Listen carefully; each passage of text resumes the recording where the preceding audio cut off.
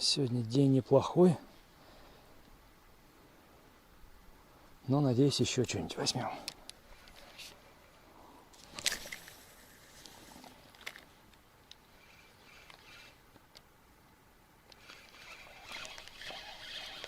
Есть, друзья, сидит рыба, но не крупная, окунь, скорее всего. Скорее всего, окунь. Ну да, неплохой, полосатый. Такой кабанчик. Путевенький.